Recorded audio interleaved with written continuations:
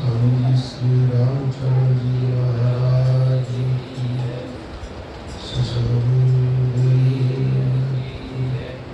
सत्य सनातन धर्म की राम गुरुदेव जी पुण्य हूँ काल के संत चरण की वंदन वार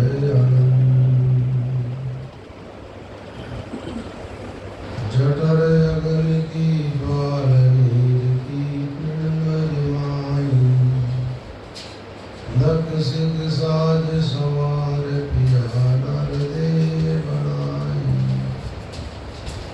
मास रुदर की ग्रंथि माई पैर जट बरायो पाक बीस ग्रह पाक कष्ट सुगायर आयो मात पिता से प्रीत जगत की युगति बिचाणी धाम बाम बस काम विसर गयो सारंग पाणी आन धाम पूजत बिरे मिल गेले संसा परिवार राम चरण जब खून था घबरा क्यों अग्नि उजाड़ रे मूरख मति क्षीण क्यों करे जमारो समृत राम समाल जठर मेरा कणहारो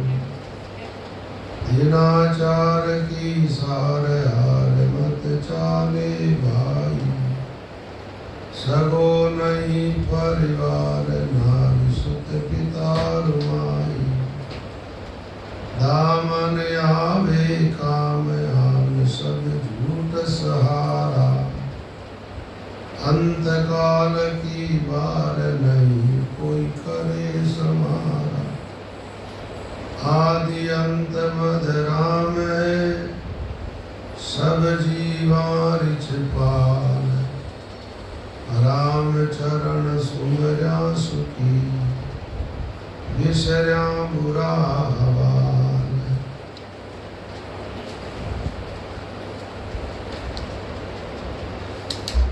चार जुगाए के बार जीव पावे नर दिया पाई तो क्षण भंग श्वास की आस कसेगा पराधीन मादीन भोग प्रत सोग संतापी अहू ममत कुल कान मान पाए या मन तापी धाम काम सुत काम धाम ये धरा हमारे अगल बगल की दाम पड़ोसी किए दुखारी चल बल कपट कमाई के भूल्यो भक्ति गिवान राम चरण में वो जन्म वो दुखियो कुआर मात पिता सुत नार धाम धन कुल परिवार हस्ती घोड़ा दास काम गढ़ सकल पसारा तन मन इंद्री पान तत्व गुण रजनी स्वप्न काल गए जब कंठ मित्र कोई नाई अपना ये यहाँ क्या देखत पर हरे काना कर दे जाय राम चरण तब राम जी कर सी आप सहाय रमतीत राम गुरुदेव जी पुण्य हूँ काल के संग जिनको राम चरण लगी वंदन बार अनंत माया चंचल ब्रह्म धीर जाने सब संसार स्तर छांडे चंचल गए जासु होय द्वार। नव जोगेश्वर आइया दैण जनक को ज्ञान। क्षण भंगूर तन जान के घोड़ कियो सम्मान। झूठी माया जान के पूछो जनक नरेश। ऋषभ पुत्र तन प्रसन्न भया दियो ब्रह्म उपदेश। राम राम राम राम राम राम राम महाराज के चरणों में प्रणाम नमस्कार करते हैं। सद्गुरुदेव भगवान के पावन चरणों में प्रणाम नमस्कार करते हैं। महापुरुषों ने बड़ी अच्छी बात बताई जीव के लिए। जीव को सबसे पहले तो अपने विवेक को जगाना चाहिए, और विवेक जब जग जाए तो अपने विवेक का आदर करना चाहिए। विवेक विरोधी कर्म आदमी को नहीं करना चाहिए। विवेक जगाने के लिए महापुरुषों ने दो बात बताई। एक स्थिर रहने वाला तत्व है, एक में निरंतर परिवर्तन होता रहता है। दो चीजें, ये पूरा जो संसार बना हुआ है ना, दुनिया पूरी, उसमें मनुष्य है, पशु है, पक्षी है, जल है, थल है, वायु है, अग्नि है, आकाश है, ये सब कुछ उसके अंतर्गत आ जाता है। इसमें ईश्वर की दो शक्तियों के द्वारा ये सारी चीजें बनी हुई। एक तो भगवान की माया रूपी शक्ति है, और दूसरी है जीव रूपा शक्ति। एक तो आत्मा हो गई और दूसरी हो गई माया। माया से तो सारे पदार्थ और ये सब शरीर बनते हैं, और उन शरीरों के अंदर भगवान की जीवनी शक्ति है, वो शरीरों को जिंदा रखती है। क्या करती है?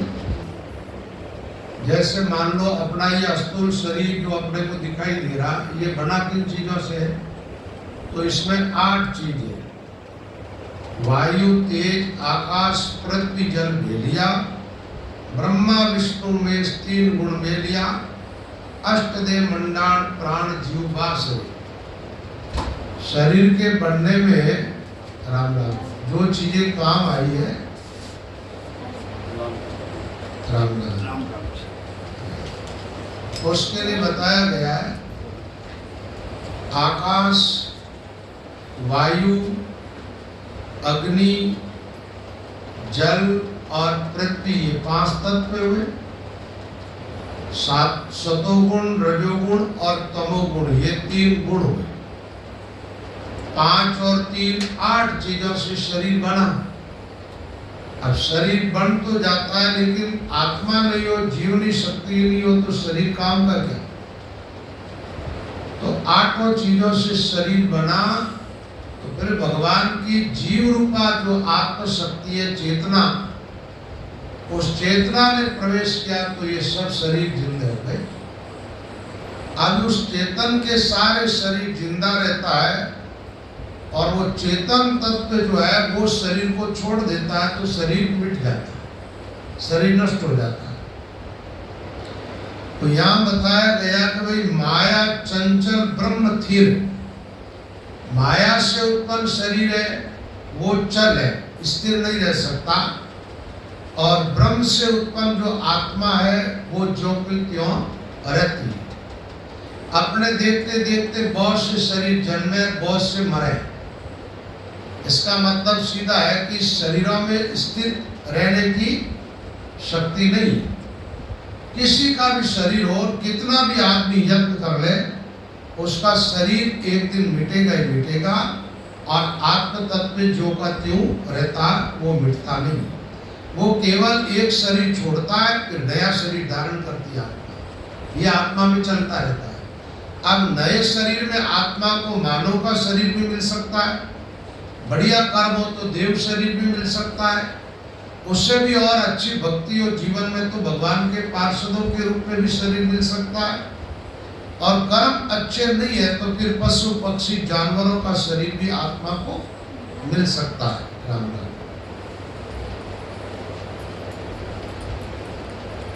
राम जी राम। तो आत्मा शरीर धारण करती है, छोड़ती है, ये तो बात है, लेकिन आत्मा खुद मरती नहीं। आत्मा अविनाशी तत्व है, उसका कभी नाश नहीं होता। तो यहाँ पर महापुरुष फरमाते भाई माया चंचल ब्रह्म थिर जाने सब संसार। राम जी राम। इस बात को हर आदमी जानता है, ये कोई नई बात नहीं है। महात्मा लोग जो ज्ञान सुनाते हैं आप लोगों को, शास्त्रों में जो आप सुनते हो, वो करीब करीब बातें आप जानते तो हो, लेकिन जानने के बावजूद जीव उन बात को मानता नहीं, स्वीकार नहीं करता। अब ये बात कौन नहीं जानता है कि भाई शरीर उत्पन्न हुआ है तो इस शरीर का बचपन भी होगा, जवानी भी आएगी, बुढ़ापा भी आएगा, ये मरेगा इसे। इस बात को हर एक आदमी जानता है। अब ये भी बात जानता है कि जिस परिवार में आज हम हैं कल नहीं रहेंगे, जिन घरों में आज रह रहे नहीं रहेंगे, अपने पहले भी उन घरों में कोई रहते थे वो चले गए, तो जब पहले वाले गए तो अपन कैसे रह जाएंगे। इस बात को हर आदमी जानता है, उसके बावजूद भगवान की माया देखो कि लौकिक कार्यों के अंदर आदमी बड़ी तत्परता दिखाता है। ऐसी तत्परता वो भजन साधन पाठ पूजा आत्म कल्याण के काम में नहीं दिखाता। इसका कारण यह कि आदमी अपने विवेक का आदर नहीं करता है। सामने से कोई जाता है तो उसके बैराग होता है, थोड़ी देर के बाद में फिर उस बात को भूल जाता है। तो भजन साधन करना है तो इस बात को याद रखना होगा कि भाई इस दुनिया में हमें हमेशा नहीं रहना है। ये शरीर एक दिन जाएगा, जाने के पहले ये शरीर हमें एक साधन के रूप में मिला, इसे ऐसे बढ़िया कर्म करने चाहिए और भगवान की आराधना करनी चाहिए जिससे हमारा परलोक सुधर जाए। देखो एक बार क्या हुआ, एक कोई देश था, एक राज्य था छोटा सा, ऐसा मान लो एक कोई शहर, जिसके अंदर वो लोग क्या करते थे, पूरे गांव के मिल करके एक आदमी का चुनाव करते, उसको राजा बनाते। अब वो राजा बनता तो पूरी सत्ता उसके हाथ में आ जाती, लेकिन उसको बनाते 5 साल के लिए। राजा कितने वर्षों के लिए बनाते? 5 वर्ष के लिए। अब 5 वर्ष तक तो सब लोग उसकी आज्ञा का पालन करते, सारी सत्ता उनके हाथ में रहती। 5 साल पूरा होने पर लोग क्या करते, उसको सिंहासन से नीचे उतार देते, उसके शरीर के सारे आभूषण वगैरह सब राष्ट्रीय वस्त्रों को भी छीन लेते, एक साधारण कपड़े पहना करके उसको समुद्र के पार जंगल में छोड़ के आ जाते। जिसको भी छोड़ते वह जंगल के हिंसक जानवर मार देते, खा जाते। तो आदमी राजा बनता जब तो बड़ा खुश होता हो, लेकिन जब उस सिंहासन से उतरता और वो जाता तब रोते रोते जाता। अब एक बार क्या हुआ, एक किसी सत्संगी भाई का नंबर आ गया जो ज्ञानी था, शास्त्रों का विवेक भी था, आत्मानुभूति भी थी। उस आदमी को राजा बनाए तो वो समझ गया कि ये शायद तो सिर्फ मेरे पास 5 वर्ष के लिए है, 5 वर्ष के बाद तो मुझे यहाँ से जाना पड़ेगा, लेकिन 5 साल तक ये पूरी संपत्ति मेरे हाथ में है, तो मुझे कुछ ऐसा काम करना चाहिए कि ये सिंहासन छूटने के बाद मेरे काम आए। तो उसने क्या किया, जहां समुद्र पार ले जाके छोड़ते थे ना, वहां वो गया, जाकर के उस जगह को देखा और नाव के द्वारा लोगों को वहां पार किया। कहा कि यहाँ एक नगर बसा हो बढ़िया, अच्छा एक सुंदर गांव बसा दिया, घर बना दिए, जमीन थी उसको ठीक ठाक समतल बना दिया, एक राजा के लिए महल बना दिया वहां पर उसने, और वहां संपत्ति जो थी वो क्या किया, सब पार कर दी, वहां समुद्र पार। अब जैसे 5 साल पूरे हुए, गांव के लोगों ने कहा अब उतरो, यहां तो दूसरे को बैठाएंगे।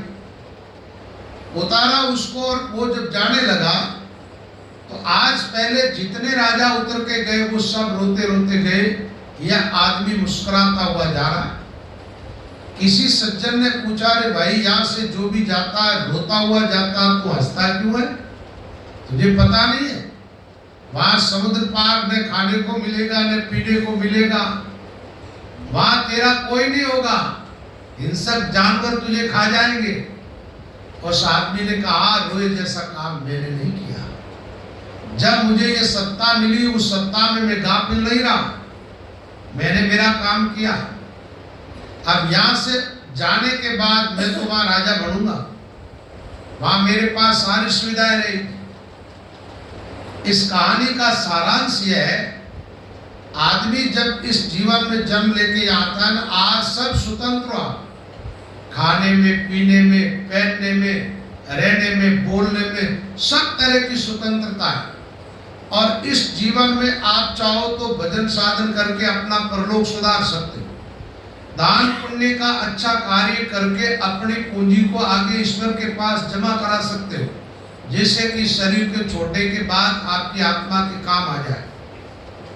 लेकिन आदमी जीता जब तक क्या करता है, इस दुनिया की चकाचौंध में मस्त हो जाता है।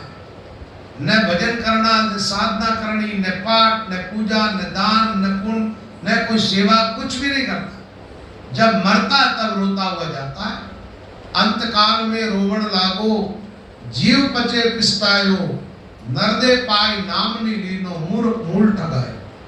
कबीर साहब ने एक बड़ी सुंदर साखी कही है, उस साखी का हर एक आदमी को अनुकरण करना चाहिए।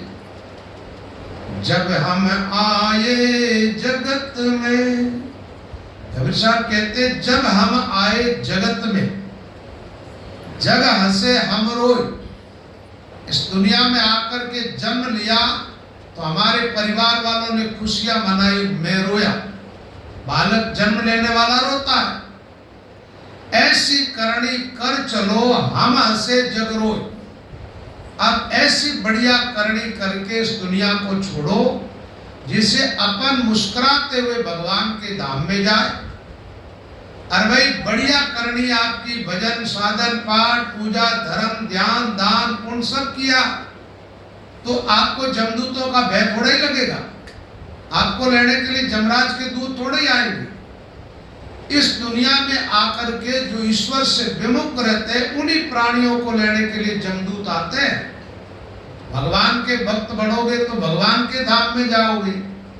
तो बढ़िया करनी होगी तो शरीर छोड़ के आप तो मुस्कुराते हुए परम धाम को जाओगे, और पीछे आपकी अच्छाइयों को याद करके लोग रोते रहेंगे। अच्छे आदमी को लोग याद करते हैं, किसको याद करते हैं? देखो इसमें भी समझने की बात, लोग समाज से मान सम्मान चाहते हैं, परिवार से चाहते हैं, लेकिन ये कोई मुफ्त में कुछ देने वाली दुनिया नहीं है। इस दुनिया के लिए अच्छे भलाई के काम करने चालू कर दो, अपने आप आपको मान सम्मान आदर मिलने लग जाएगा, और मृत्यु के बाद भी लोग आपको याद रखेंगे कि वो आदमी बहुत बढ़िया था, सबके वक्त पर काम आता था। तो सज्जनों बात यह है, उस जो राजा बनता और जाता नहीं, इस प्रकार हमें इस दुनिया से नहीं जाना है। ऐसे जाओगे तो पश्चाताप, देखो इधर देखो उधर, इधर उधर भी देखो, चंचलता ने सत्संग में एकदम स्थिर होकर के बैठे। ठीक है, बोलो राम। एक महात्माओं ने एक पद बताया, बांधा अंत काल पिस्तासी, भजन बिना तेरी सब चतुराई सभी धूड़ में जासी। बिना भजन कोई चतुराई काम नहीं आएगी। तुलसीदास जी महाराज कहते हैं, बुद्धि बड़ी चतुराई बड़ी, सुंदरता तनते लिपटी है। लोक बड़ो धन धाम बड़ो, करतूत बड़ी जग में प्रगटी है। लोक हजार की भीड़ दवार पे, इंद्र समान में कौन घटी है। के तुलसी हरि नाम बिना जैसे, सुंदर नारी की नाक कटी है। तुलसीदास जी ने लिखा आदमी बड़ा समझदार है, पढ़ा लिखा है, धन कमाने में भी चतुर है, बातचीत करने का लहजा भी अच्छा है, सब मामले में कुशलता है, बुद्धि बड़ी, चतुराई बड़ी, और देखने में शरीर से भी बड़ा सुंदर है। लोक बड़ो, इस लोक में यश है, अपार संपत्ति है उसके पास, बंगला भी है तो ऐसा है जो किसी के न हो। लोक बड़ो, धन धाम बड़ो, करतूत बड़ी जग में प्रगति है, और राजनेताओं में भी उसकी चलती है। महात्मा कहते हैं ये सब है, लोक बड़ो, धन धाम बड़ो, करतूत बड़ी जग में प्रगति है। लोग हजार की भीड़ द्वार पे बाहर निकलता तो हजारों की भीड़ सामने रहती है, जय जयकार करते लोग। तुलसीदास जी कहते इतना सब कुछ है, लेकिन भगवान के प्रति प्रेम नहीं है, भगवान की भक्ति नहीं करते हो, भजन साधन नहीं करते हो, तो जीवन कैसा है? बोले कोई स्त्री हो, शरीर से बहुत सुंदर है, एकदम कंचन की नहीं शरीर चमकता हो, बढ़िया आभूषण पहने हुए हैं, कपड़े भी बहुत कीमती पहने हुए हैं, लेकिन नाक तो आंख के पास से कटी हुई है, जड़ से। अब बताओ सुंदरता रही क्या? तो जीवन में सब कुछ है, भजन साधन नहीं है तो जीवन कैसा है? के तुलसी हरि नाम बिना जैसे सुंदर नारी की नाक कटी। तो ऐसा अपना जीवन नहीं होना चाहिए। वो बादल किस काम का जामे बूंद भर पानी नहीं, और वो मानव किस काम का जिसके मुख राम की वाणी नहीं। जिसकी जबान पर राम का नाम नहीं है उसका जीवन व्यर्थ। जैसे बादल तो आकाश में है लेकिन पानी तो बरसता नहीं, तो उन बादलों का कोई अर्थ ही नहीं। तो हमारे महात्माओं ने कहा भाई एक तत्व है वो चंचल है, आज आपके पास कल आपके हाथ से जाए। आप 150 साल के लिए इस दुनिया में रह जाओ, बाकी रहने कौन देगा? यहाँ तो जन्मे जब से ही परिवर्तन चालू है, जब से जन्मे है ना उसी दिन, उस दिन कैसा था अपना शरीर, थोड़े दिन बाद में कैसा हुआ, थोड़े दिन बाद और जो जो बड़े होते जाते हो संसार का झंझट आपके साथ लग जाता है। कोई आदमी ऐसा विचार करता है जीवन में एकदम अनुकूलता आएगी, बच्चे काम संभाल लेंगे और हम एकदम फ्री हो जाएंगे, उसके बाद भजन साधन करेंगे। ऐसी अनुकूलता का इंतजार करोगे, रिक्त रह जाओगे। जब तक जिंदगी है तब तक काम से फुर्सत मिलने वाली नहीं है, इसलिए समय निकाल करके भजन साधन में लग जाओ, अपने विवेक का आदर करो। ये कहावत है ना, जिंदगी जब तक रहेगी फुर्सत ना मिलेगी काम से। आदमी जब ऐसी बात करता है काम पूरा होगा फिर राम भजूंगा, तो ये काम तुम्हारी मूर्खता पर हंसता है कि तू मुझे पूरा कर नहीं चाहता है। अरे तेरे बाप दादे जितने गए ना वो सब काम करते करते गए। काम कहते हैं पूरा मैं नहीं होता हूं, तू ही होता है, और आदमी पूरा हो जाता है। काम कभी पूरा होने वाला। अच्छा एक बात बताओ भाई, तुम अपने खाने पीने के लिए, अपनी रोजी रोटी के लिए, अपने काम धंधे के लिए, अपने पहनने ओढ़ने के लिए, अपने खाने पीने के लिए सब टाइम निकल जाता है। अपने रिश्तेदारों से बातचीत करने के लिए सब काम में चतुर हो, तो फिर भजन साधन वाले कार्य में गाफिल क्यों रहते हो? उस काम के लिए टाइम क्यों नहीं निकालते जो अंत में वही काम आने वाला? सारी दुनिया छूटने पर जो पूंजी काम आती है वो पूंजी आप नहीं जुटाते हो। ये आप लोगों की भूल है, इस भूल का सुधार करना है। सत्संग में बैठ करके, सदग्रंथों का अध्ययन करके, महापुरुषों की बात सुन करके अपनी भूल का ही सुधार करना और कुछ नहीं करना। और अपने विवेक का, ऐसा कोई है नहीं, मूर्ख थोड़े हो, सब पढ़े लिखे हो, सबके पास दिमाग है, सब होशियार हो, और इस बात को भी आप सब जानते हो कि आत्मा मरेगी नहीं, शरीर मिटेगा रहेगा नहीं। इस दुनिया को छोड़ के जाना पड़ेगा। ये कोई नई बात नहीं है, आप जानते हो सब। इस बात को मान लो, जब जाना ही है तो जो दुनिया छूटती है उसके लिए पूरा टाइम, और इसके छूटने पर जो काम आता है उसका नाम भी नहीं लेते, तो फिर पतन किसका हो रहा भाई? आप हर काम में चतुर हो। जैसे आपके संतानें होती है ना, बच्चे, तो छोटे से बच्चे रहते हैं, उस समय आप सोच बना लेते हो इनकी पढ़ाई की व्यवस्था किस ढंग से होनी चाहिए, इनके ब्याह शादी के अंदर इतने रुपये पैसे लगेंगे, मकान बनाएंगे। ये मतलब योजना सब आप पहले बनाते हो और फिर काम करते हो। तो आप अपने दिमाग में ईश्वर की भक्ति की योजना क्यों नहीं बनाते? आप ये योजना भी बनाओ, मरेंगे, इस दुनिया को छोड़ेंगे, शरीर छूटेगा, आत्म कल्याण के लिए हमें क्या करना चाहिए? वो उपाय महात्माओं ने बताया, बहुत सरल है। कलयुग केवल नाम आधारा, सुमिर सुमिर नर उतरे उपारा। तनधारी त्रे बात की ढील करो मत कोई, हराम भजन साधु दरस दत्तल करता सो। आप अपना कल्याण चाहते हो, मोक्ष चाहते हो, भगवत प्राप्ति चाहते हो, शांति चाहते हो, सदा रहने वाला स्थायी सुख चाहते हो, तो 3 काम चालू करो। पहला काम है राम भजन करो। दूसरा, जहां कहीं आपको सत्संग मिल जाए सत्संग सुनो। सत्संग से हमारी चेतना भीतर से जगती है, हमारी रुचि बनती है ईश्वर आराधना के लिए, इसलिए सत्संग करो। और तीसरी बात है, आपके पास जितना जो कुछ भी आप लोगों ने संग्रह किया है उसमें से थोड़ा थोड़ा अंश परमार्थ के अंदर लगाते जाओ। वो किसी और के लिए एहसान करके मत लगाना। जो आप पुण्य का कार्य करोगे वो आप ही के लिए होगा, वो आपके लिए दूसरे जन्म में पूंजी बनकर के सामने आएगा।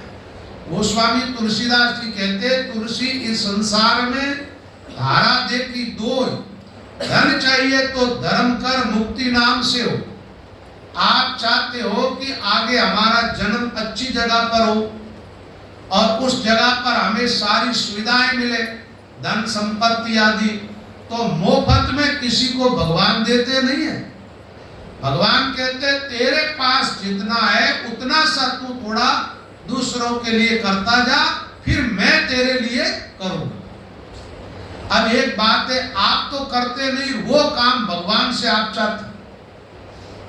आपके सामने आपके घरों में कोई छोटा होता, चाहे बहू हो, चाहे बेटा हो, पोता, कोई गलती करता तो आप एकदम भड़क जाते हो, उस समय शांत नहीं रहते, उनको माफ नहीं करते और अपनी गलतियों के लिए भगवान से प्रार्थना करते, आप मुझे माफ कर दें। भगवान के पहले तू तो सीख, तू जैसा जीवन जिएगा मैं तेरे साथ वैसा ही व्यवहार करूंगा। तू मुझसे धन संपत्ति सुख शांति समृद्धि चाहता है तो भगवान कहते तेरे पास है वो तो बांटना चालू कर। बहुत से लोग अभावग्रस्त है, जो तुम्हारे पास है उन लोगों के पास नहीं है। अभावग्रस्त लोगों को जहां कहीं भी देखो, थोड़ा थोड़ा अपनी क्षमता के अनुसार करते रहो परमार्थी कार्य। हमारे महात्माओं ने तो कहा कि गरीब से गरीब आदमी भी परमार्थ का काम कर सकता है।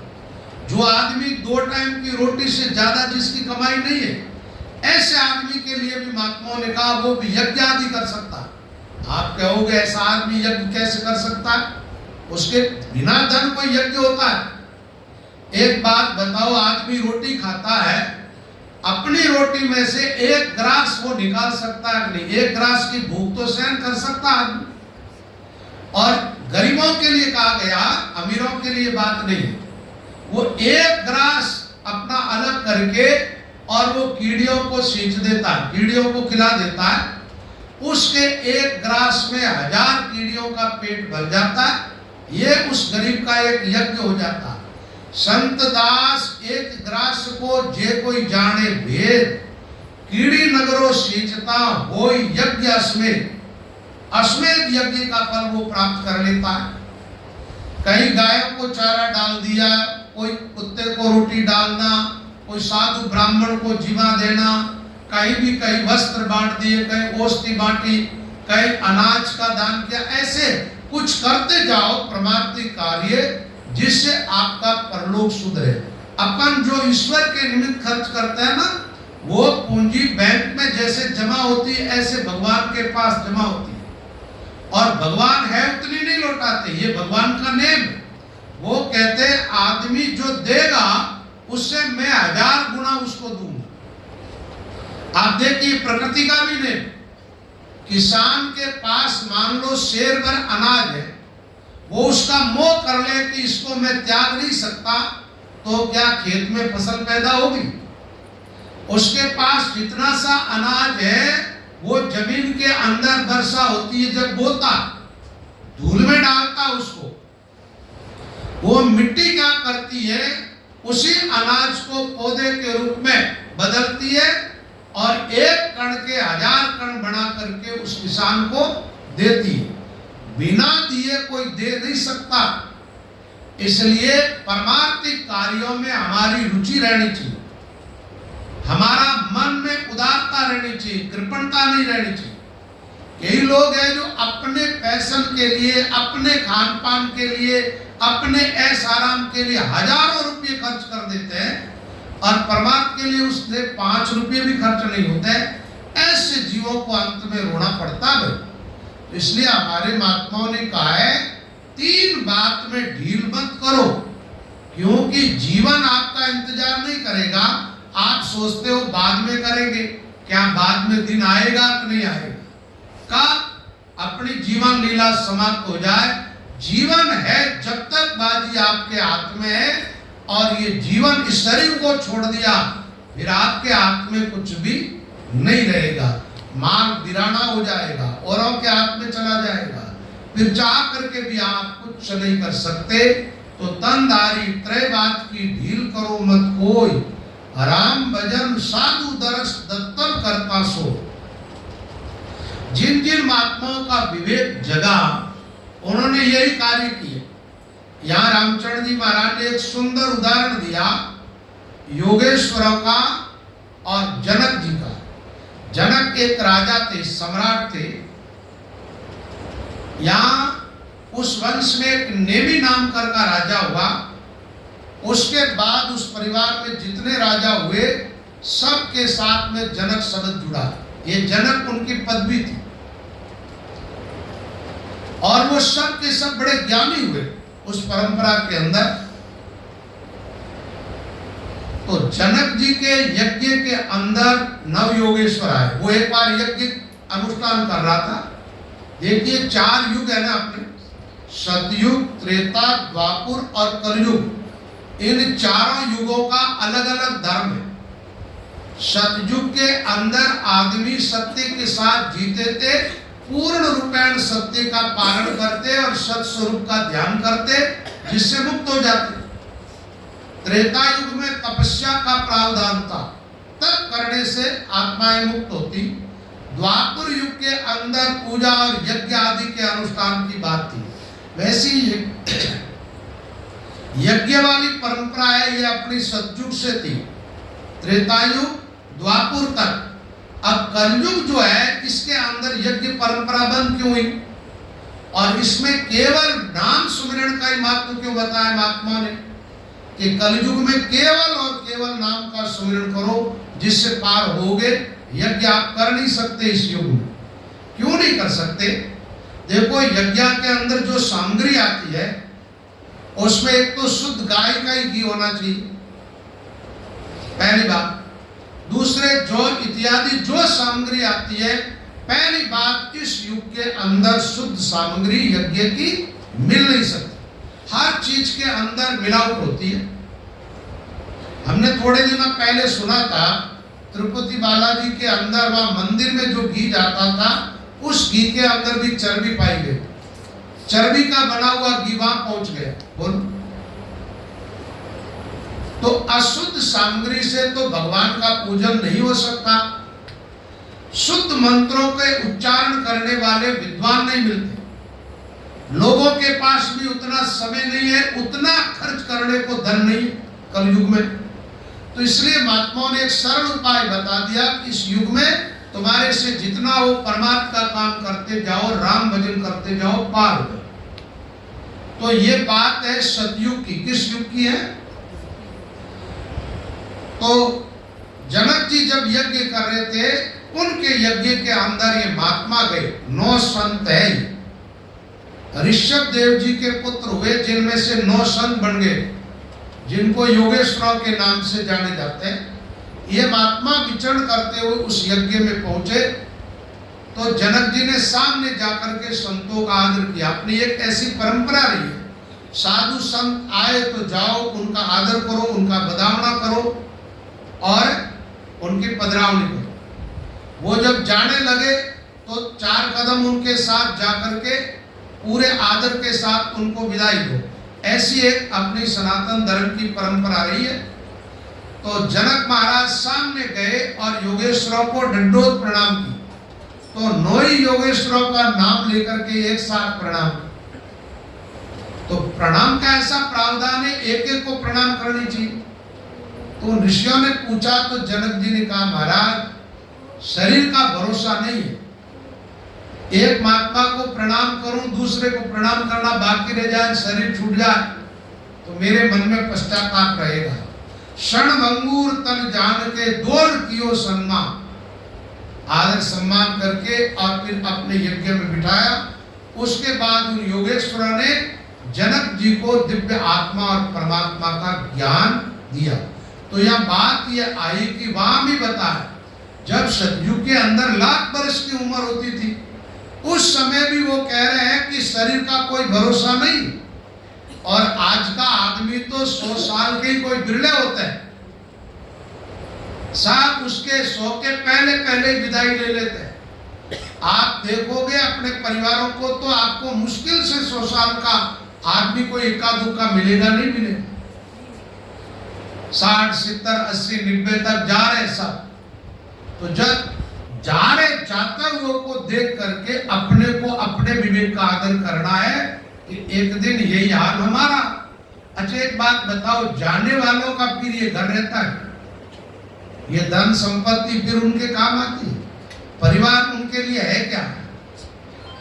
जैसे आत्मा शरीर को छोड़ती है, उसी के साथ इस पूरी दुनिया से अपना कनेक्शन कट जाता है।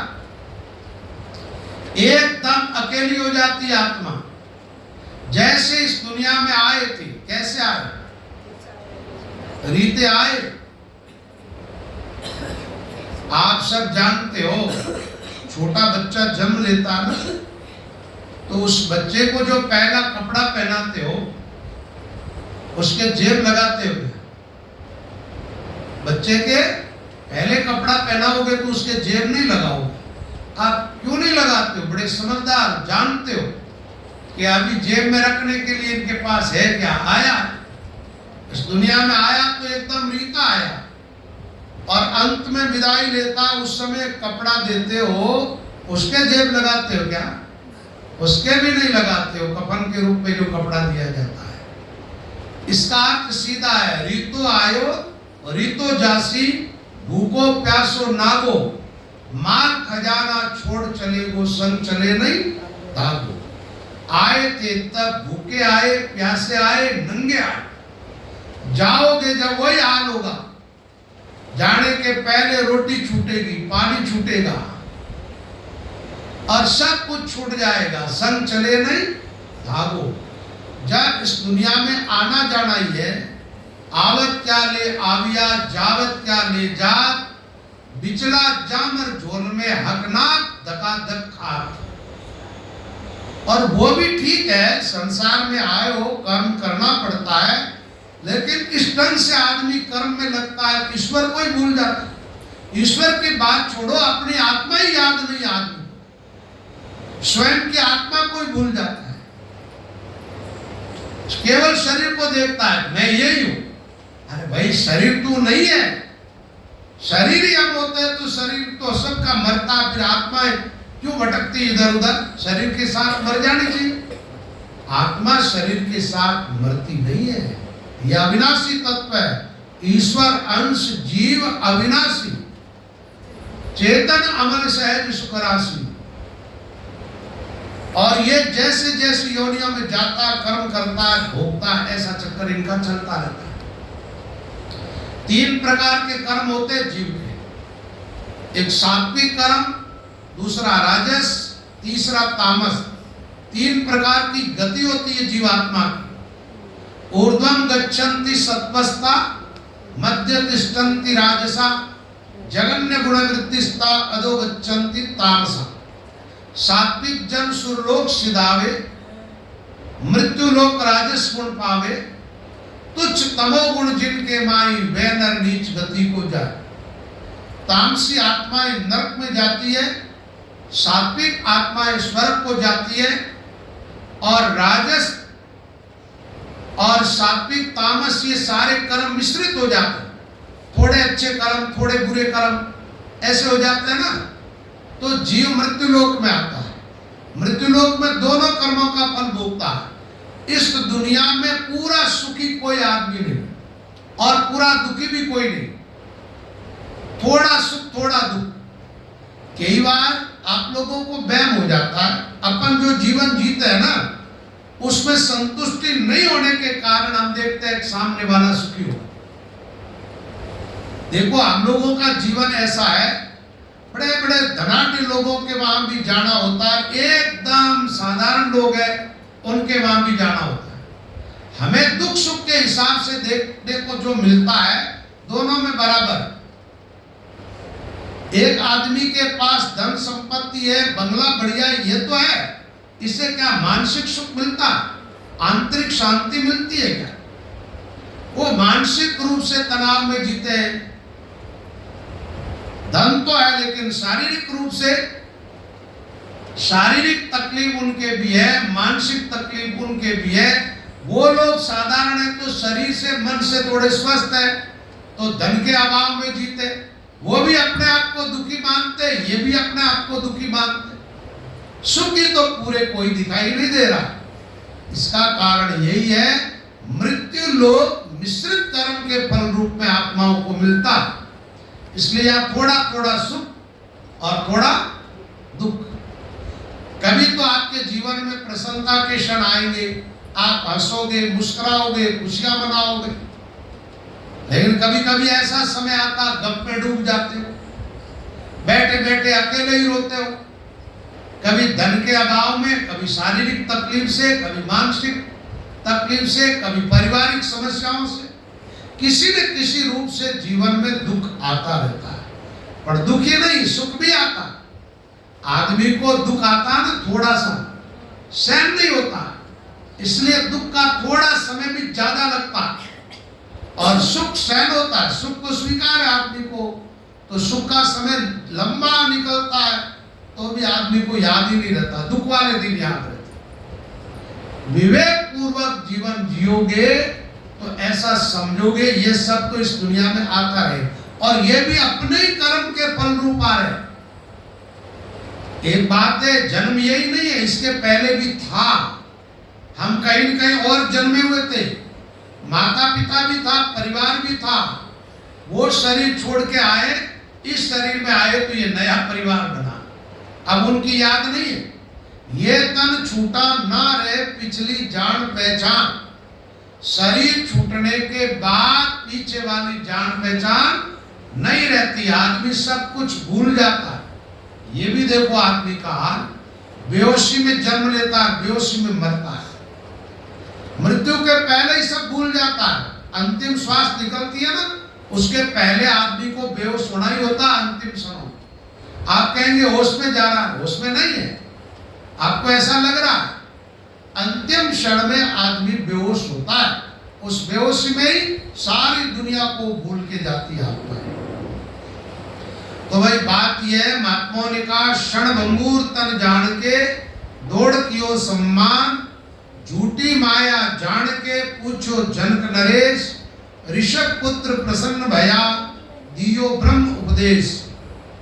फिर संतों ने कहा जनकपुरी पिंगला बसे आशा बदी अपूर, राम चरण सदगुरु से लियो ज्ञान भरपूर। ये पिंगला करके वेश्या का प्रकरण है, भागवत की कथा है। ये भी कथा भागवत के 11वें स्कंद में आती है, जहां पर दत्तात्रेय और महाराज यदु का संवाद है। दत्तात्रेय जी ने अपने 24 गुरुओं की जो कथा सुनाई यदु महाराज को, उस समय उन्होंने कहा एक वेश्या को मैंने गुरु बनाया। वेश्या से क्या शिक्षा ली? बोले जनकपुरी के अंदर पिघला नाम कर की वेश्या थी। वो क्या महाराज, कोई आदमी उसकी घंटी बजा के चला जाता नीचे तो वो समझ जाती कि कोई आदमी मेरे पास आज रात में धन लेके आए। एक पागल आदमी आया, 4 बार घंटी बजा के चला गया। वो बन ठन के बैठ गई पुरुष के इंतजार में। रात्रि 2-3 बजे तक इंतजार करती रही, कोई आया नहीं, दुखी हो गई। उसके मन में आया, रे ये क्या है, ऐसे आदमी का इंतजार क्या ईश्वर का करती तो मैं निहाल हो जाता। आज के बाद किसी पुरुष का संग करना ही नहीं। उसने ऐसा मानसिक रूप से त्याग किया, शांति मिल गई, घर में आकर के सोई तो नींद आ गई। ऐसे महात्मा कहते हैं दुनिया में आशाओं के कारण दुखी है जिसमें संतोष नहीं है। आदमी जो मिल रहा है ना उससे गुजारा आराम से चल रहा है। दुख कौन दे रही है? आशाएं। इतना हो गया, अब इतना हो, ये तो महाराज कभी बंद होने वाला नहीं मामला। जो 10, 20, 50 भये, 100 होई, 1000 लाख मांगेगी, कोटि अरब खरब भये, पृथ्वी पति होने की चाह जगेगी, स्वर्ग पातालों को राज मिले, तृष्णा आदि की अति आग जगेगी। सुंदर एक संतोष बिना सट तेरी तो भूख कदे न भगेगी। सुंदरदास जी महाराज कहते संतोष नहीं आएगा तब तक भूख भगेगी नहीं, और संतोष नहीं है तो जीवन में सुख नहीं है। आशा दुख की बेलड़ी, फल प्रगट विश्वरूप, रामचरण आशा दुखी, क्या प्रजा क्या भूख। चाहे राजा हो चाहे रंग, जिसके जीवन में अति आशा है वो दुखी है। वैसे महात्मा तो कहते हैं आशा एक राम की, दूजी आशा राम से आशा लगाओ तब तो निहाल हो जाओगे। राम जी कैसे है? बोले सुख के सागर है, सुख का सागर राम जी, दुख का भंजन हार, रामचरण तजिए नहीं भजिए बारंबार। फिर कहते हैं रामचरण कोई गुरुमुखी सामी छाती खाए, मोह ढाल आड़ी दिया मनमुख टल जाए, नाम नाम केवट गुरु किया बहुत उपकार, एक मोसर त्रिया नहीं जा को वारन पार। महात्मा कहते भजन साधन करने का, पार होने का संतों ने उपाय बताया। तो का ये भगवान का नाम एक नाव है। क्या है? नाव। नाव में बैठ करके आदमी नदी समुद्र को आराम से पार कर लेता। ऐसे इस राम नाम को अपनी जबान पर बैठाओ, सहज पार हो जाओगे। और केवटिया बताया गुरु, नाव को खेलने वाला, चलाने वाला चाहिए, पार करने वाला। तो गुरु क्या करता है? जीव को उपदेश करता रहता है। बार बार संतों का, गुरुजनों का सत्संग करते रहो, साल में 6 महीने में, महीने 2 महीने में, जिससे क्या है कि बार बार शब्द मिलेगा, आपका मन सही रास्ते पर चलेगा। जैसे आग बुझ जाती है ना पहले, तो फूंक लगाते तो आग फिर प्रज्वलित हो जाती। बैटरी जो है बैठ जाती है तो फिर चार्ज में लगाते हैं तो चार्ज होती है, तो फिर अपना काम करने लग जाता है। ऐसे क्या जब हम ईश्वर को भूलते हैं तो सत्संग में जाओ, फिर याद आएगी, फिर बैराग बढ़ेगा, भजन साधन में रुचि बढ़ेगी और आप साधना करते हुए पार हो जाओगे। तो यहाँ बताया नाव है, केवट गुरु महाराज है, और गुरुदेव ने बहुत बड़ा उपकार किया कि उपदेश करके जीवात्मा को मोक्ष का मार्ग दिखाया। अब ऐसा मानव जीवन मिलिया बढ़िया। संतों ने कहा भटकत भटकत नीट मिलो, मानुष तन अवतारा, सुरपति देव सकल सो वंचे, मिले न दूजी बारा। ऐसो नहीं जन्म बारंबार, पूरब ले पुन पायो प्राणी, मनुष्य जन्म अवतार। बड़े भाग मानुष तन पाया, पावा सुर दुर्लभ सदग्रंथन गावा। ऐसा बढ़िया अवसर मानव जीवन का मिला और इस अवसर में आकर के भी हम रीते रह गए, भजन साधन नहीं किया, तो फिर 84 में तो ऐसा शरीर मिलता ही। और भाई गाय भैंस ऊंट घोड़े गद्दे बकरे ये जितने भी ये जल में रहने वाले जीव आदि, उन जीवों को उपदेश सुनाया जा सकता है क्या? वो कोई बात समझ करके भजन साधन में लगेगा? यह अवसर तो केवल मानव को दिया भगवान ने, इसलिए मानव तन की बड़ी भारी महिमा। लेकिन महिमा किन अर्थों में? कमाना खाना सोना, इन अर्थों में महिमा नहीं है। मानव जीवन पा करके जो भगवान से विमुख रहता है, महात्मा लोग कहते हैं वो तो पशु के समान है। राम भजन बिना नर पशु खोड़ी लारी खान, वहां के सींग और पूंछ है ये बांडा मूडा जान। भजन साधन नहीं करते तो मनुष्य होते हुए भी खराब पशु जो होते हैं, खोड़ले पशु, उन पशुओं के जैसा है। और भजन साधन करता है तो नर नारायण अवतार। नर को क्या कहा? नारायण की जोड़ दिया, भगवान के जैसे। भगवान को भी जब बढ़िया शरीर धारण करना था तो मानव के आकार में। देखो भगवान के 24 अवतार है, लेकिन मानव के आकार में भगवान प्रकट हुए। उन भगवान से मानव समाज का बड़ा उपकार हुआ। अवतारों में राम कृष्ण की विशेष पूजा होती है। किसकी? राम मनुष्य रूप में आए और कृष्ण मनुष्य रूप में आकर के मानव समाज को जीना सिखाया, उनको उपदेश करके और परम तत्व का ज्ञान करवाया। तो ऐसा अवसर मिला और इस अवसर को व्यर्थ खो दोगे तो भाई अंत में रोना पड़ेगा। क्या करना पड़ेगा? महात्मा कहते मनरे गाफल चेत सवेरो, वहां चलो जा काड़न लागे जमने गाले घेरो। मनरे गाफल चेत सवेरो, और गाफल ही रहे। यो अवसर है राम भजवा को मत कोई गाफल रीतो रे, गया श्वास फेर नहीं आवे राम राम भजवी तो रे। अवसर मिनका दे ही मिलियो मत कोई गाफल रीतो रे। जानत है सिर मौत खड़ी चलना सांझ सवेरा, 5-25 बड़े जोरावर लूटत है जीवडेरा। तो महात्मा कहते भाई अवसर तो बड़ा अच्छा मिला, मौका तो हाथ में है बाजी आज तो, और कल ये अवसर आपके हाथ से निकल जाएगा, फिर आत्मा रोगी।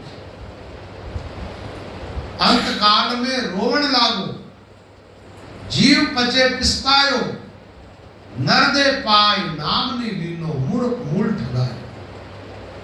मूर्ख तनधर काय कमायो, राम भजन बिन जन्म गमायो। राम भक्ति गति जानी नाई, बांधु भूलियो दंदा मानी। मेरी मेरी कर तो फिरियो, हरि सुमिरन तो कबो न करियो। ऐसा ऐसा करत व्यवहारा, आया साइन का हलकारा। बांध्यो काल कियो चोरंगा, सुत नाती बेटी न कोई संगा। जो तू कर्म किया है भारी, सो अब संग चले तुम्हारी। जम आगे ले ठाडो कीनो, धर्मराय बूझण को लीनो। कीदा कोल किया तू कर्मा, सिरजन हारन भजो निशर्मा। जी पानी से पैदा कियो, नरसो रूप तोई को दियो। सो तो बिसरियो मूर्ख अंधा, तो तू आयो जम के बंदा।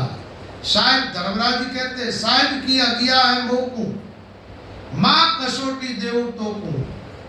घड़ी घड़ी घड़ी घड़ी का लेखा, मतलब तू पल पल में क्या क्या काम किया है। घड़ी घड़ी दम दम का लेखा, चित्रगुप्त का खाता।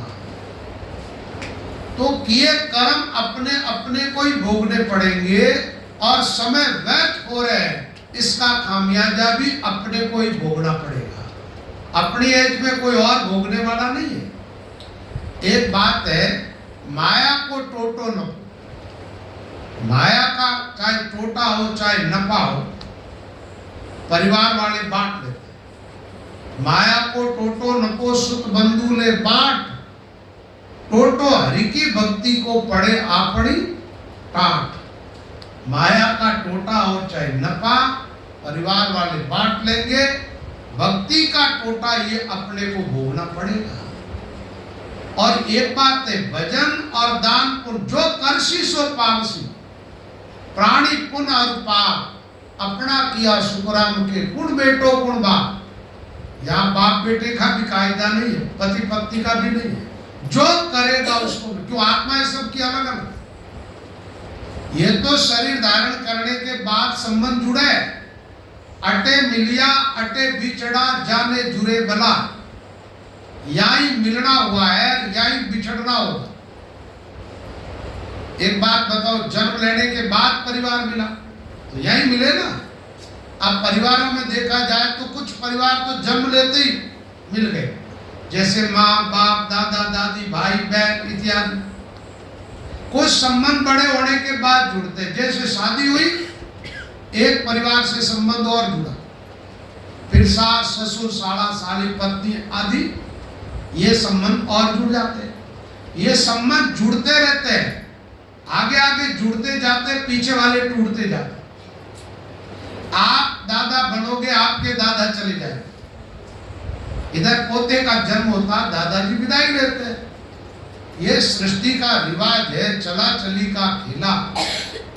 एक भजन है महात्माओं का, 2 दिन का जग में मेला, सब चला चली का खेला। कोई चला गया कोई जावे, कोई गठड़ी बांध सिधा ले, कोई खड़ा तैयार अकेला, जग चला चली का खेला। मात पिता सुत भाई, तेरे अंत सहायक नाई, क्यों भरे पाप का थीला, जग चला चली का खेला। कर पाप कपट छल माया, धन लाख करोड़ कमाया, तेरे संगन चले अधेला, जग चला चली का खेला। जीव आकर तुझको जाना, ताते पहली पकड़ ठिकाना, जो मात पिता सुत भाई, तेरे अंत सहायक नाई,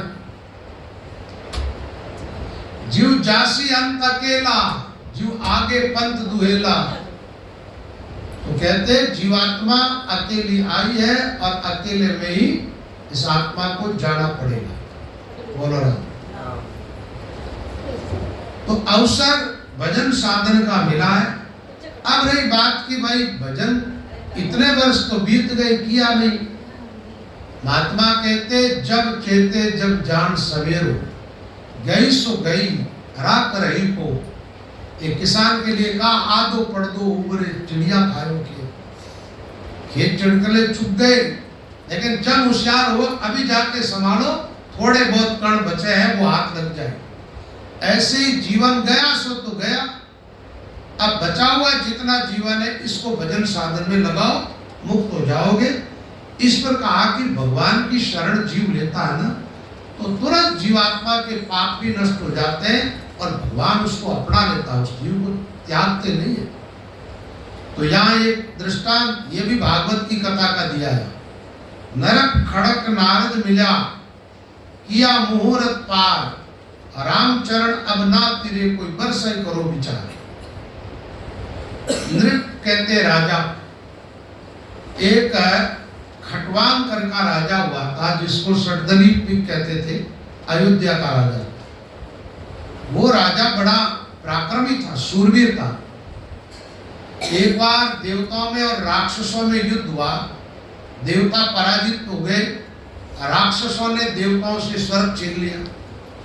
देवता इस राजा की शरण में आए। पहले ऐसा देवताओं में और मनुष्य में तालमेल था। मनुष्य स्वर्ग लोक तक जा सकते थे, देवता मृत्यु लोक में आते। अब मनुष्यों के अंदर वो गुण मानवता वाले नहीं रहे, तो देवताओं के साथ जो तालमेल था वो टूट गया। देवताओं ने आकर के राजा से कहा महाराज हमारी मदद करो आप। इसका मतलब ऐसे ऐसे मनुष्य हुए हैं जो देवताओं से भी ज्यादा पराक्रमी थे, देवताओं से भी ज्यादा शक्ति रखने वाले थे। देवताओं ने प्रार्थना की तो राजा ने कहा तुम मेरी शरण में आ गए हो तो मैं तुम्हारी मदद करूंगा। कहते राजा ने चढ़ाई की, देवताओं में दैत्यों में युद्ध हुआ। उस युद्ध में राजा ने देवताओं को विजय दिला दी। दैत्य वहां से भाग गए स्वर्ग से, देवता स्वर्ग के राजा बन गए, देवराज इंद्र। अब देवताओं ने कहा महाराज आपने हमारी मदद की है तो हम आपको एक वरदान देनी चाहते। राजा ने कहा देखो मेरा जन्म क्षत्रिय कुल में हुआ है, जहां पर लेना हमारा स्वभाव नहीं है, देना, तो मैं तुम लोगों से मांग नहीं सकता कुछ भी, लेकिन तुम देवता और आप मनुष्य हैं, थोड़ा तुम्हारे में हमारे में अंतर है, तो तुम हमें एक बात बता दो कि हमारी उम्र कितनी है, आयु कितनी है हमारी। देवताओं ने कहा महाराज आयु तो अब आपकी 1-2 घड़ी रह गई। कितनी? 1 घड़ी को 1 मुहूर्त कहते थे पहले, और घड़ी 24 मिनट की होती थी। ये घंटा है ना, ये 60 मिनट का, 1 घंटा, घड़ी 24 मिनट की होती थी। आप 24 मिनट की घड़ी तो 24 और 24 48 मिनट का टाइम। तो राजा ने कहा एक काम करो, तो मुझे जितना जल्दी हो सके मेरे घर पहुंचा। कहाँ पहुंचा दो? अयोध्या। अयोध्या काशी आदि पुरियों का भी प्रभाव है अपने आप में, वहां मरने वाली आत्माएं अधोगति में नहीं जाती। 4 खांड जग जीव अपारा, अयुध तजे तनु नहीं संसारा, ऐसा आता शास्त्रों में। उस समय क्या नारद जी महाराज वहां पर भजन साधन कर रहे थे। कहाँ? अयोध्या की सीमा। देवताओं ने राजा को पहुंचाए, सीधे नारद जी के पास आ गए। वो घर नहीं गया, घर जाने से कोई फायदा नहीं भाई, घर में तो कोई ऐसे है नहीं जो काल से बचा सके। राजा ने जाकर के नारद जी के चरणों में प्रणाम की। आंख खोल के नारद जी ने देखा उसका मुंह, तो चेहरे पर उदासी। आज किसी आदमी को कह दिया जाए 24-48 मिनट के बाद तुम्हारी मृत्यु है, उसके चेहरे की चमक एकदम मंद हो जाएगी, उदास हो जाएगा। नारद जी ने कहा हे राजा कहीं रण में भागो, हारा देव दैत्य कोई लागो। क्या कोई दैत्य तुम्हारा पीछा कर रहा है? क्या तुम युद्ध छोड़ के भाग के आए हो? वजह क्या है तुम्हारी परेशानी का? तब राजा ने कहा हो महाराज नहीं रण भागो, जीत्या देव दैत्य नहीं लागो, काल निकट आयो महाराजा, भक्ति बिना गयो जन्म अकाजा। राजा ने कहा महाराज देवताओं को तो मैंने विजय दिला दी, कोई दैत्य मेरा पीछा नहीं कर रहा, लेकिन मेरी उम्र खत्म हो गई है, काल निकट आयो महाराजा, अब मुझे इस दुनिया से जाना होगा, और मैंने अपनी मुक्ति के लिए, मोक्ष प्राप्ति के लिए भजन साधन नहीं किया, अब मेरा कल्याण कैसे होगा, वो उपाय आप बताओ। तब नारद जी ने कहा उसके लिए तो तुम चिंता मत करो, मेरी शरण में आ गए हो, आप तुझे मैं जमपुरी में नहीं जाने दूंगा। नारद जी ने राजा को उपाय बताया, बोले या मेरे सामने बैठ के श्वास भजन में लग जाओ। राजा वहां बैठ करके भजन में लगा। अब 24-48 मिनट का टाइम था, 24 मिनट तो हो गए। स्वर्ग से मृत्यु लोक में नारद जी तक पहुंचे और उनसे चर्चा हुई उसमें। अब 24 मिनट तक नारद जी के सामने बैठ करके राम जी का ध्यान किया, और कहते महाराज शरीर छूटा, उस टाइम धुंधुमियां बजने लगी। भगवान के घर से अमर पार्षद आए उनको लेने के लिए, और परम धाम को प्राप्त हो गए। तो थोड़े से समय में भी भजन किया तो मुक्त हो गया। तो जीव जैसे ईश्वर के सन्मुख होता है, उसी समय भगवान इसको स्वीकार कर लेते हैं। सन्मुख होई जीव मोई जब ही, जन्म कोटि अग्नासे तभी। और गीता जी में तो एक बड़ी अद्भुत बात है। भगवान कृष्ण ने कहा अर्जुन, कोई व्यक्ति कितना ही बड़ा पापी दुराचारी क्यों न रहा हो, पहले वो दृढ़ निश्चय कर ले पक्का, अब मुझे पाप नहीं करना है, भगवान की भक्ति करनी। ऐसा पक्का निश्चय करके जो मेरी शरण में आ जाता है, मैं उसके पुराने सारे पापों को मिटा देता हूं, और तत्काल वो प्राणी धर्मात्मा हो जाता। गीता जी के 9वें अध्याय में ये बात आई है। भगवान कहते अपिच्छे सुदुराचारो भजते माम अनन्य भाव, साधुरेव समन्तव्य सम्यक व्यवसितो सः क्षिप्रम भवति धर्मात्मा शाश्वत शांतिम निगच्छति। का अपिचे सुदुराचारो, अत्यंत दुराचार, बसते माम अनन्य भाव, दृढ़ निश्चय होकर के अनन्यता से मेरी शरण में आ जाता, मेरा भजन करने लग जाता, तो क्या होगा? उसने निश्चय पक्का कर लिया।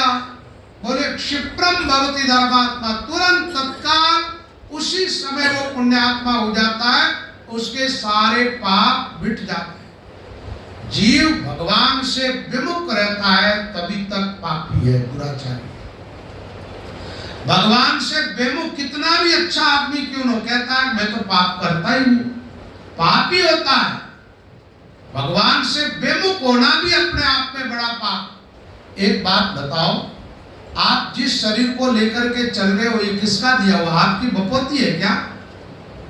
जिस आंख से आप दुनिया देख रहे हो या आप किसने बनाई? आपने बनाई या आपके माँ बाप ने बनाई? भगवान ने बनाई। अभी जिन कानों से आप सुन रहे हो ये किसके बनाए?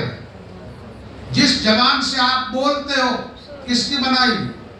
जिस दिमाग को लगा करके आप धन दौलत कमाते हो और दुनिया में यश प्राप्त करते हो, ये दिमाग किसका बनाया हुआ?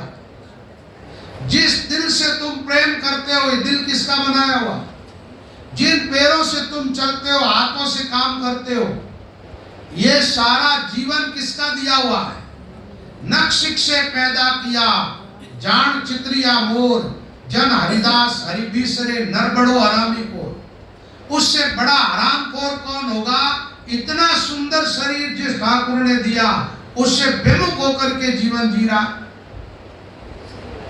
अच्छा, जिस धरती पर हो ये किसकी बनाई हुई है? जिस हवा की श्वास लेके जिंदे रह रहे हो किसकी बनाई हुई है? जिस सूर्य की रोशनी में आप सब कुछ कर रहे हो ये किसकी बनाई हुई? जो पानी पी के जिंदे रह रहे हो ये किसका बनाया हुआ?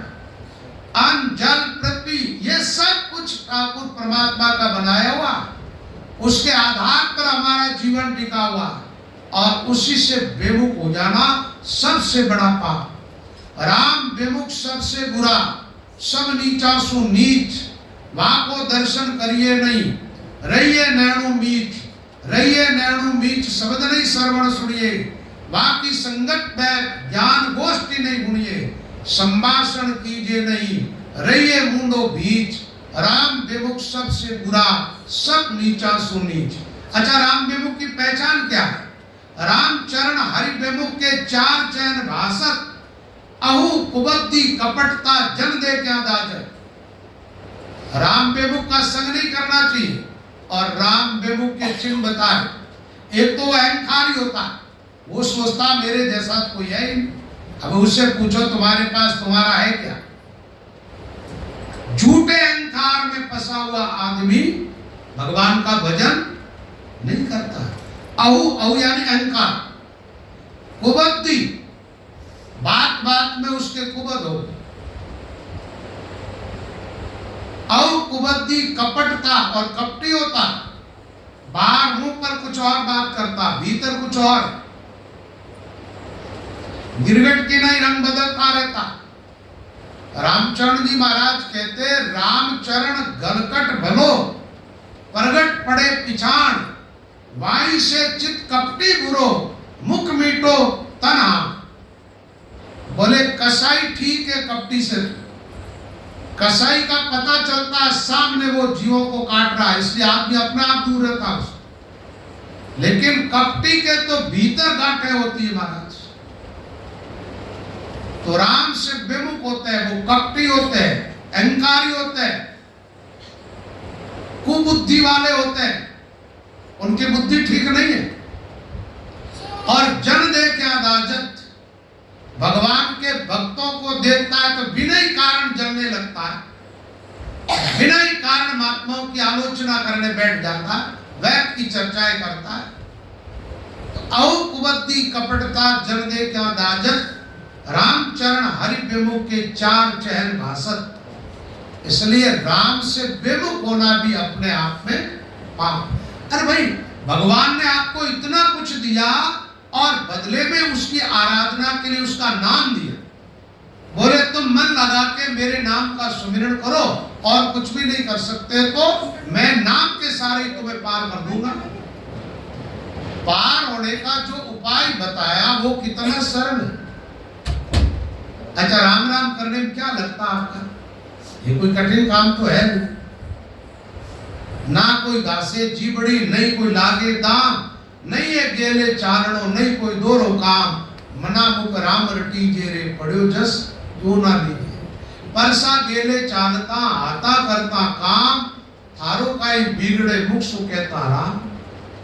हाथ काम मुख राम, हृदय साची प्रीत, दरिया ग्रस्ती साधु की या उत्तम रीत।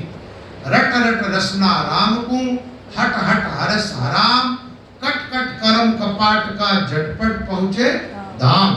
झटपट पहुंचे धाम, नाम अटपट नहीं आवे। सब खटपट मिट जाए, अगट घट घट दर्शावे। हे दास हरिदास, श्वास टूटे जब तट तट।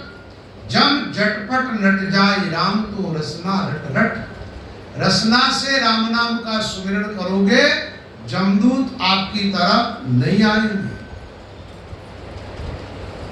तो महात्माओं ने कहा भाई राम नाम का विश्वास करो, नाम सुमिरन में लगो। ये सरल उपाय है संसार से पार होने का। अजीब ढाल है एक राम का नाम की, जे कोई जाने ढाक उन्हीं के काम की। शिव सनकादिक शेष लग्यारे ओटरे, परिया जम टाड़ा दे जाए लगे नहीं चोट रे। जम चोट से मुक्त होना है तो राम रटो, सहज पार हो जाओ। भगवान के भक्त बनो। आप हो किसके? अरे भाई, शारीरिक दृष्टि से तो आप अपने आप को अपने माता पिता के अंश मान लो। आत्म दृष्टि से देखो आप किसके हो। आप राम राम करते हो तो किसी और का नाम नहीं ले रहे हो, आप अपने पिता का नाम ले रहे हो। और अपने पिता का नाम लेने में गौरव होना चाहिए, संकोच नहीं होना चाहिए, शर्म नहीं आनी चाहिए। अपने बाप की महिमा करने में शर्म क्यों? ईश्वर अंश जीव अविनाशी, किसका अंश है? तो जीव की दृष्टि से आपके पिता कौन हुए? परमात्मा। आप ईश्वर की संतान हो।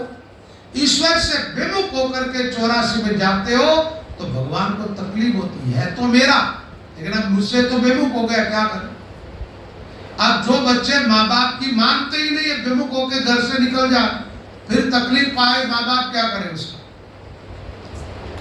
तो भाई बात यह है, जीवन मिला है भगवान की कृपा से, तो भगवान की भक्ति करो। भक्ति करो भवति रो, यही बात है सार। श्रीमात्माओं ने कहा मिलिया जंगड़ जाटसु साधु गोरखनाथ, रामचरण चौथे जन्म गए कर काट्यो हाथ। ये भी एक कथा है वाणी के अंदर। गोरखनाथ जी के बारे में एक बात आती है। एक बार विचरण करते हुए राजस्थान में गोरखनाथ जी निकले तो एक किसान खेती कर रहा था, खेत में हल चला रहा। खेत में बढ़िया खेजड़ी की छाया थी, गोरखनाथ जी वहां बैठे। और वो किसान भी जब दिन में बैलों को छोड़ देते थे और घंटा 2 घंटा रेस्ट करते थे भोजन कर, वो भी आकर के बैठा। भोजन का टाइम था, किसान भोजन करने लगा। तो ऐसी अपनी एक सनातन धर्म की परंपरा है, हम भोजन कर रहे हैं, कोई अतिथि आ जाता है तो अपने साथ उनको भी जिमाते, उनकी मनवार करते हैं रोटी की। तो उस जाट ने पूछा महाराज भोजन करना आपको, तो आप भी भोजन कर लो हमारे साथ, प्रसाद आया हुआ था। तो गोरखनाथ जी को उन्होंने पहले भोजन कराया, फिर उन्होंने भोजन किया। तब गोरखनाथ जी ने विचार किया, इसके घर का अंजर लिया अपन, इनका कल्याण होना चाहिए, और ये आदमी भजन साधन तो करता नहीं। तो गोरखनाथ जी ने कहा देखो भाई, तुम दिन भर ये काम करते हो, शाम सुबह बैठ के थोड़ा भगवान का नाम लिया करो। उसने कहा बाप जी अभी ज्ञान यान सुनने का टाइम हमारे पास नहीं है, बरसात हुई है, मुझे तो हल चलाना है। आप कभी और आना, उस टाइम मैं आपके ज्ञान की बातें सुनूंगा और आपको वैसा करूंगा। टाल गया और अपने खेत में काम करने लग गए। गोरखनाथ जी ने विचार किया तो मानता नहीं अभी, वो चले गए। अब कुछ समय के बाद, कुछ वर्षों बाद गोरखनाथ जी विचरण करते हुए फिर आए उस गांव में। गांव में आए तो विचार किया वो बाबा होगा तो यही। गांव वालों से पूछा, उनके परिवार वालों से, भाई अमुक नाम का आदमी था। बोले महाराज उनकी तो मृत्यु हो गई। अरे गोरखनाथ जी ने कहा वो चला गया, भजन नहीं किया उसने।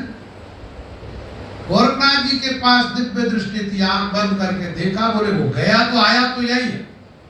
क्योंकि परिवार में ज्यादा आसक्त था, इसलिए मर के कोई मुक्त तो हुआ नहीं है।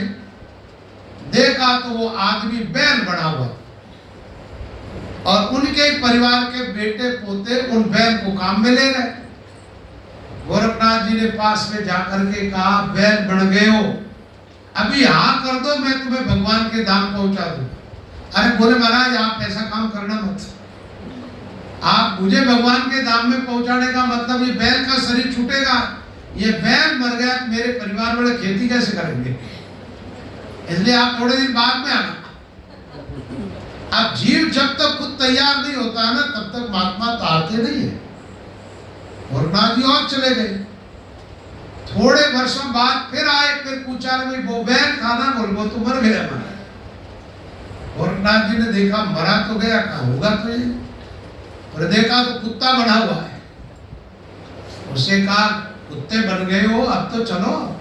अरे महाराज आप नहीं जानते हो, मैंने धन कमा कमा के इसी घर में रखा, ये मेरे बेटे पोते सब आलसी है, ये तो सो जाता, रात में चोरों की रखवाली नहीं करता हूँ, मैं नहीं चल सकता। आसक्ति है ना, मोह। अभी नहीं, बाद में आना। चले गए वो तो। अब की बार क्या हुआ, वर्षों बाद गोरखनाथ जी आए, उसके पहले वो कुत्ता का शरीर से मर करके सर बना। उस जब तक उसके पोते पड़पोते होंगे तो एक छोटा बच्चा था, पहले झोड़ी में बच्चों को लेटाते थे, आजकल पालने आए ज्यादातर। गांव में तो ऐसी घोड़ी टाइप होती थी, उसमें ऐसी झोड़ी, उसमें बच्चों को लेटाते। वो लेटाया हुआ बच्चा रोने लग गया, वो शरप बना हुआ, उनका ही कोई पोता पड़पोता था। विचार किया इसकी माँ तो पानी लाने के लिए गई, बच्चा रो रहा, पास में पहुंच गया और उसको ऐसे झुलाने लगा। इतने में उस बच्चे की माँ पानी लेकर के आई और उसने देखा, अरे मेरे बच्चे के पास में सांप, जोर से चिल्लाई और घड़ा उसके ऊपर पटक दिया पानी। अब महाराज उसको बड़ी चोट लगी, चिल्लाने पर लोग आए, मारा उस सर्प को और फेंक दिया कांटों की बाढ़ में। अब कौन समझे कि अपना ही है कोई, ये शरीर छूटने के बाद कोई पहचान तो रहती नहीं है। कांटों की बाढ़ के अंदर फंसा हुआ है, कांटे शरीर में लगे हुए। अब की बार गोरखनाथ जी ठीक टाइम पे आए और पूछा, भैया वो कुत्ता था ना? बोले वो तो कुत्ता तो चला गया। अब के ध्यान धर के देखा तो कांटों की बाढ़ पे लटका है। कहा रे आप कैसे हो, अब चलोगे? हाँ महाराज अब चलूंगा। ठीक है ना, अब चल दूंगा। तो उसको बाढ़ से निकाला। गोरखनाथ जी ने कहा ये और कोई नहीं है, तुम ही लोगों का दादा परदादा है ये। फिर वो आत्मा मुक्त हुई तो वाणी जी में आया, मिलिया जंगड़ जाट सो साधु गोरखनाथ, रामचरण चौथे जन्म। कितने जन्म हो गए? जाट का जन्म था, उसके बाद बैल बना, उसके बाद कुत्ता बना, उसके बाद सर्प। रामचरण चौथे जन्म कहकर काटियो हाथ, अपने हाथ से उसको कांटों की बाढ़ से निकाल के और पार किया। शरीर छूटने पर पिछली जान पहचान नहीं रहती है। एक ऐसी कथा आती है, एक राजा ने के वहां पर एक महात्मा गए, भिक्षा के लिए गए थे। तो उस दिन राजा के पिता का श्राद्ध था। राजा ने कहा महाराज आज मेरे पिताजी का श्राद्ध है, बहुत सारे लोगों का भोजन है और आप आज भिक्षा मत लाओ, आप मेरे घर पे जी। महात्मा ने कहा ठीक। महात्मा को आसन दे दिया, वहां बिठाया, बैठ गए। इतने में देखा कि पाटा है, भैंस का जो बच्चा होता है पाटा। आप जानते रेगिस्तान में पानी दूर दूर से लाते थे, अब व्यवस्था हुई। अभी भी जाओ आप बाड़मेर जैसलमेर की तरफ, दूर दूर गांव में ऊंटों पर और भैंसों पर इस ढंग से पानी लाते थे। तो पाड़े पर पखाल डाली हुई है। पखाल किसको कहते हैं? आप लोगों के देखा नहीं, इसलिए आपको पता नहीं। पखाल चमड़े की होती है, जानवरों की चमड़े की, थैली टाइप, जिसमें पानी डालो निकलता नहीं। तो दोनों तरफ वो ऐसे बना देते हैं, कोतले टाइप, उसमें पानी भर देते हैं, मुंह बांध देते हैं। ऊंट पर भैंसों पर पानी ऐसे ला देते। तो पखाल में पानी लेकर के आए, उस पाड़े को देखा महात्मा जी हंसने लगे जोर जोर से। राजन का महाराज हंसते क्यों? बोले भाई मैं तो बहुत बड़ा आश्चर्य देख रहा हूँ। बोले वो क्या देख रहे? महात्मा ने कहा बेटा तो बाप का श्राद्ध मना रहा है और बाप भैंसा बनकर के पानी ढो रहा है। ये लीला है परमात्मा। ऐसा एक दादूवाणी में आता है। दादू जी महाराज अपने शिष्यों के साथ विचरण करते हुए कहीं जा रहे थे। एक बहन अपने छोटे से बच्चे को गोद में रख करके अपना दूध पिला रही थी। उसकी तरफ दृष्टि पड़ी तो उसको देख करके हंसने लगे दादू जी। तो दादू जी के शिष्यों ने कहा आप इसकी तरफ एक टकटकी लगा के देखते हो फिर हंसते हो। कोई भी सभ्य आदमी हो, चाहे महात्मा हो, किसी एक युवा स्त्री की तरफ बार बार ऐसे देखे तो अच्छा नहीं लगता, और फिर देख के हंसना जोर जोर से। दादू जी ने आज पहले ऐसा कभी किया नहीं, तो चेलों को बड़ा आश्चर्य हुआ। चेलों ने पूछा गुरु जी आप क्या कर रहे, क्या देख रहे हो? दादू जी ने कहा तुम नहीं समझते हो, मैं बहुत बड़ा आश्चर्य देख रहा हूँ। वो क्या?